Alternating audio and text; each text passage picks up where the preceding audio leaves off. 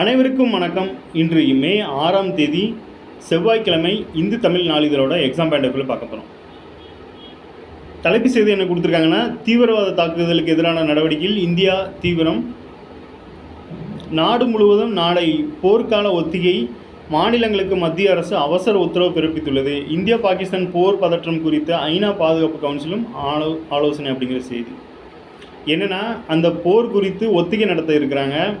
So போர்க்காலங்களின் போது இந்திய எல்லை பகுதிகளில் அந்நிய போர் விமானங்கள் நுழைந்தால் சைரன் ஒலி எழுப்பப்படுவது வழக்கம். அதே மாதிரி நாளைக்கு ஒரு போர் ஒத்திகை அப்படிங்கிற ஒன்று நடத்த இருக்காங்க. இதுக்கு முன்னாடி எப்போ நடத்தியிருக்காங்க அப்படின்னு பார்த்தீங்கன்னா, இந்த 1971 இந்தியா பாகிஸ்தான் போர் நடைபெற்ற போதும், 1999 கார்கில் போர் அப்போவும் அந்த மாதிரி பாதுகாப்பு ஒத்திகைகள் நடத்தியிருக்காங்க. ஐக்கிய நாடுகள் சபையின் பாதுகாப்பு கவுன்சில் கூட்டம் நேற்று அவசரமாக கூடியது. அமெரிக்காவின் நியூயார்க் நகரில் உள்ள ஐநா பாதுகாப்பு கவுன்சிலில் கட்டிடத்தில் இந்த கூட்டம் நடைபெற்றது அப்படிங்கிற மாதிரி சொல்லியிருக்காங்க. ஸோ ஐநா இந்த நியூஸை சென்சிட்டிவாக பார்த்துட்ருக்காங்க அப்படிங்கிற விஷயத்த சொல்லியிருக்காங்க. ஸோ இந்த வகையில் இந்த போர் நடந்ததுன்னா என்ன மாதிரி இருக்கும் அப்படின்னா, ஆக்கிரமிப்பு காஷ்மீர் மீட்கப்படலாம் அப்படிங்கிறத கணிச்சிருக்காங்க. ஸோ ஆக்கிரமிப்பு காஷ்மீர் பகுதி இந்தியாவுடன் இணைக்க நடவடிக்கை மேற்கொள்ளப்படலாம் அப்படிங்கிற மாதிரி சொல்லியிருக்காங்க. அடுத்ததாக பார்த்திங்கன்னா, ரஷ்யா ஆதரவு கொடுத்த நியூஸ் போட்டிருக்காங்க. இந்தியாவுக்கு ரஷ்யா, ஜப்பான் ஆதரவு தெரிவிச்சிருக்காங்க. 2ஆம் உலகப் போரில் ரஷ்யா வெற்றி பெற்றதன் 80வது ஆண்டு தினத்துக்கு பிரதமர் மோடி வாழ்த்து தெரிவித்தார். நடப்பாண்டில் இந்தியாவில் நடைபெற உள்ள இருநாட்டு உச்சி மாநாட்டில் பங்கேற்க ரஷ்ய அதிபர் புதினுக்கு பிரதமர் மோடி அழைப்பு விடுத்தார். இந்த அழைப்பை புதின் ஏற்றுக்கொண்டார். இந்த வகையில் தான் பாகிஸ்தானுக்கு எதிரான அந்த தீவிரவாத இதுக்கு நாங்கள் இந்தியாவுக்கு ஆதரவு கொடுக்குறோம் அப்படிங்கிற மாதிரி ரஷ்யா தெரிவிச்சிருக்காங்க. ஜப்பானோட அமைச்சர் இந்தியாவுக்கு முழு ஆதரவு அப்படிங்கிற மாதிரி சொல்லியிருக்காரு.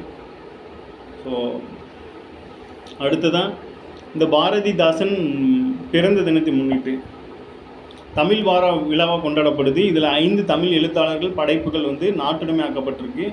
நூலுக்கான உரிமை தொகையும் வழங்கினார் முதலமைச்சர் அப்படிங்கிற செய்தியை கொடுத்துருக்காங்க. தமிழ் மொழியின் தமிழ் இனத்தின் சிறப்பை உலகுக்கு எடுத்துரைத்த பாவேந்தர் பாரதிதாசனை சிறப்பிக்கும் வகையில் சட்டப்பேரவையில் கடந்த ஏப்ரல் 22ஆம் தேதி 110 விதியின் கீழ் முதல்வர் மு.க. ஸ்டாலின் அறிவிப்பு ஒன்றை வெளியிட்டார். அதில் பாவேந்தர் பாரதிதாசன் பிறந்தநாளை முன்னிட்டு ஏப்ரல் 29 முதல் மே 5 வரை தமிழ் வார விழா கொண்டாடப்படும் எனவும் அறிவிச்சிருக்காரு. ஸோ இந்த வகையில் தமிழ் வளர்ச்சித்துறை சார்பில் கவிக்கோ அப்துல் ரஹ்மான், எழுத்தாளர் மெர்வின் ஆ. பழனி ஆகியோரின் நூல்கள் நாட்டுடைமையாக்கப்பட்டு மரபு உரிமைக்கும் கோமா கோதாண்டம் மற்றும் புலவர் இளமா தமிழ்நாவன் ஆகியோரின் நூல்கள் நாட்டுடைமை செய்து அவர்களுக்கும் நூல் உரிமை தொகையாக தலா 10 லட்சத்துக்கான காசோலையும் முதல்வர் வழங்கியிருக்காங்க. ஸோ நாட்டுடைமையாக்கி அந்த நூலுக்கான தொகையும் வழங்கியிருக்காங்க. அடுத்ததாக பாருங்கள், இந்த நிகழ்ச்சிகள் நடந்திருக்கு. அதில் தலைப்பு பார்த்திங்கன்னா, சங்கே முழங்கு அப்படிங்கிற நடன நிகழ்ச்சி. இந்த வார்த்தையை பாரதிதாசன் அவர்கள் பயன்படுத்தியிருப்பார். அடுத்து பட்டிமன்றத்தோட தலைப்பு பார்த்திங்கன்னா, மொழி உணர்வா சமூக உணர்வா. ஸோ பாரதிதாசன் அவர்களோட பிறந்த அந்த வார விழா அப்படிங்கும்போது அவர் மொழி உணர்வுலையும் சமூக உணர்வுலையும் பற்று கொண்டிருந்தார் அப்படிங்கிற விஷயத்தை தான் இந்த தலைப்பு மூலமாக நமக்கு சொல்ல வராங்க. ஸோ இந்த வார விழா, தமிழ் வார விழா அப்படிங்கிறது முக்கியமாக கருதப்படுது. ஸோ அதை பற்றின செய்தி. ஸ்வயம் ப்ளஸ் அப்படிங்கிற கல்வி திட்டத்தில் ஏஐ தொடர்பாக 5 இலவச படிப்புகள் ஆன்லைனில் சென்னை ஐஐடி அறிமுகப்படுத்தியிருக்காங்க. ஸ்வயம் ப்ளஸ் அப்படிங்கிற கல்வி திட்டத்தில் ஏஐ தொடர்பாக 5 இலவச படிப்புகளை ஆன்லைனில் சென்னை ஐஐடி அறிமுகப்படுத்தியிருக்காங்க அப்படிங்கிற செய்தியை கொடுத்துருக்காங்க. அடுத்து, உயர்நீதிமன்றத்தில் கூடுதல் நீதிபதிகளாக பணியாற்றிய 2 நிரந்தர நீதிபதிகளாக பதவியேற்பு அப்படிங்கிற செய்தி. கர்நாடக நீதிமன்ற நீதிபதியாக ஹேமந்த் சந்தன் கவுடர் மற்றும் தெலங்கானா உயர்நீதிமன்ற நீதிபதியாக கே. சுரேந்தர் ஆகியோரை சென்னை உயர்நீதிமன்றத்துக்கு இடமாறுதல் செய்து உச்சநீதிமன்றத்தின் கொலீஜியம் செய்திருந்த பரிந்துரையை ஏற்று குடியரசுத் தலைவர் அதற்கான உத்தரவை பிறப்பிச்சிருக்காங்க. இப்போ இவங்களோட பதவி அதாவது இவங்களை நியமனம் பண்ணுறது, இடமாறுதல் பண்ணுறது எல்லாமே பார்த்திங்கன்னா அந்த கொலீஜியம் அமைப்பு முடிவு பண்ணி அதை பரிந்துரையை வழங்குவாங்க. அதன் மூலமாக குடியரசுத் தலைவர். இது உச்சநீதிமன்றம், உயர்நீதிமன்றம் ரெண்டுக்குமே சேம் ப்ரொசீஜர் தான். ஸோ அந்த கான்செப்ட் தான் நம்ம தெரிஞ்சுக்க வேண்டியது. ஸோ அவங்களோட நியமனம் அப்புறம் இடமாறுதல் எல்லாமே கொலீஜியம் பரிந்துரையின் பேரில் குடியரசுத் தலைவர் அதுக்கான ஆணையை வழங்குறாங்க. அடுத்ததாக பார்த்திங்கன்னா, நேற்று டிஎன்பிசியோட குரூப் 2A தேர்வு முடிவுகள் வெளியிடப்பட்டிருக்கு. ஒருங்கிணைந்த குரூப் 2A பணிகளின் 1936 காலி பணியிடங்களை நிரப்புவதற்கான முதன்மை தேர்வு கடந்த பிப்ரவரி 8ஆம் தேதி நடந்ததை முன்னிட்டு அதற்கான தேர்வு முடிவுகள் வெளியிடப்பட்டிருக்கு அப்படிங்கிற செய்தியை கொடுத்துருக்காங்க. அடுத்ததான்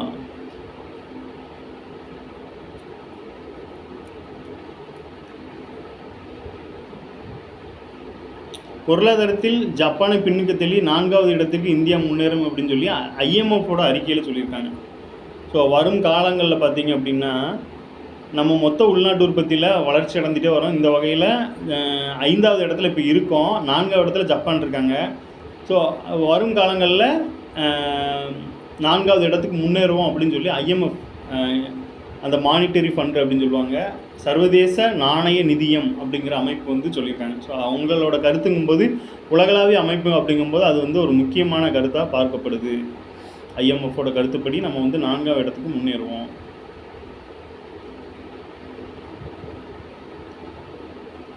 இங்கே ஒரு செயலி பாருங்கள், வாக்காளர்களுக்கு ஒற்றை செயலி விரைவில் அறிமுகம். அது என்னன்னு பார்த்தீங்கன்னா, தற்போதைய 40 செயலிகளை உள்ளடக்கிய ஒரே செயலி மற்றும் இணையதளத்தை ECINET அப்படிங்கிற தேர்தல் ஆணையம் விரைவில் அறிமுகப்படுத்த உள்ளது. இப்படிங்கிற ஒரு இணையதளத்தை வந்து அறிமுகப்படுத்த, இதுக்கு முன்னாடி 40 செயலி பயன்படுத்திட்டு இருக்காங்களாம். அதற்கு ஒரே செயலி மற்றும் இணையதளமான ECINET அப்படிங்கிற இதை வந்து அறிமுகப்படுத்த இருக்கிறாங்க அப்படிங்கிறத சொல்லியிருக்காங்க. ஸோ தேர்தல் ஆணையம் பற்றி நமக்கு வர்றதுனால புதுசாக அப்டேட் பண்ணுறதையும் நம்ம தெரிஞ்சுக்கிறது நல்லது.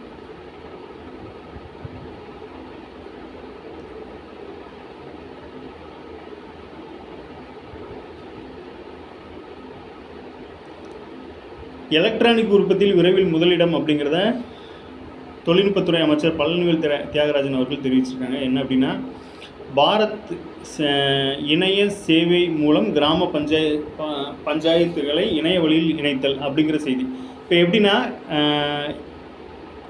கிராம பஞ்சாயத்துகளை இணைய வழியில் இணைக்கும் திட்டத்தின் பெயர் என்னன்னு பார்த்தீங்கன்னா பாரத் இணைய திட்டம் அப்படிங்கிறதையும், சென்னை அருகே 2000 ஏக்கரில் குளோபல் சிட்டி நவீன நிலையம் செமிகண்டக்டர் மிஷன் 2030, செமிகண்டக்டர் மிஷன் 2030, கோவையில் செமிகண்டக்டர் உற்பத்தி ஆலை, இதெல்லாம் இருக்கிறதுனால நம்ம வந்து விரைவில் மின்னணு எலக்ட்ரானிக் உற்பத்தியில் வந்து விரைவில் முதலிடம் படிக்கலாம் அப்படின்னு சொல்லியிருக்காங்க. எலக்ட்ரானிக்ஸ் உற்பத்தி மற்றும் ஏற்றுமதியில் தமிழகம் விரைவில் முதலிடத்தை பிடிக்கும் வகையில் நடவடிக்கைகள் எடுக்கப்பட்டு வருகின்றன அப்படிங்கிறத தெரிவிச்சிருக்காங்க.